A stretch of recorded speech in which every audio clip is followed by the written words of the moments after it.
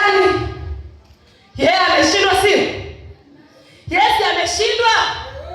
Kwa hiyo ukishatambua kusudi ulilolibeba, lazima uwe na misuli ya imani, lazima uwe na misuli ya kuweza kusimama.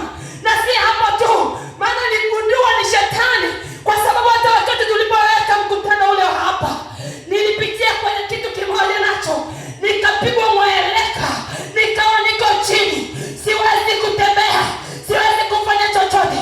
Sikumshirikisha mtumishi wa Mungu. Kuna mwimbaji ambaye nilikuja naye anaitwa Mitisi, nikamwambia dada, kuna hali naipitia. Akaniambia pana, hiyo ni mishale ya adui. Aliposema mishale ya adui, mimi na mume wangu tunaendelea kuomba, na yule dada akasimama akasema tuendelee kulitia jina la Bwana. Tukaliitia jina la Bwana, tukaendelea kumsihi Mungu. Mimi naendelea kumwambia mume wangu, kumbuka ule mkutano, mimi ndo nitaenda kuhubiri. Tayari nilishawaambia kwamba niko tayari. Itakuwaje kuambia kwamba siwezi? Shetani atapata nafasi, shetani atatusomea.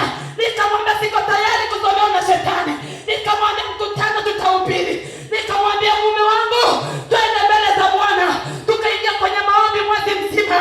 Sikiliza nikuambie, matokeo yaliyotokea, nilikuja nikahubiri siku zote 5 na Mungu alionekana.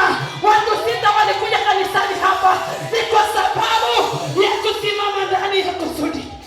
Shetani anawinda kusudi ulilolibeba. Anachowinda, anajua ukihubiri watu watafunguliwa, watu wataponywa, watu watakuwa huru. Anapambana na kitu ulichokibeba ndani. Bwana Yesu asifiwe. Amen. Tuendelee na mada yetu hii, sura ya 9.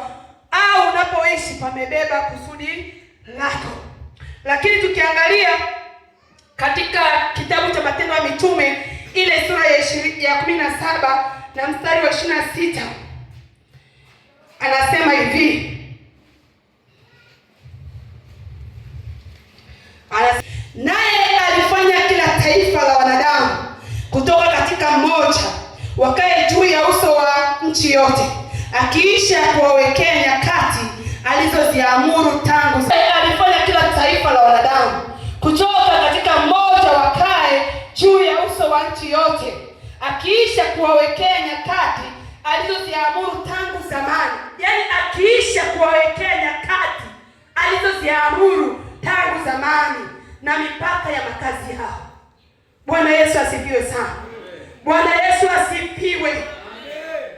Bwana Yesu asifiwe.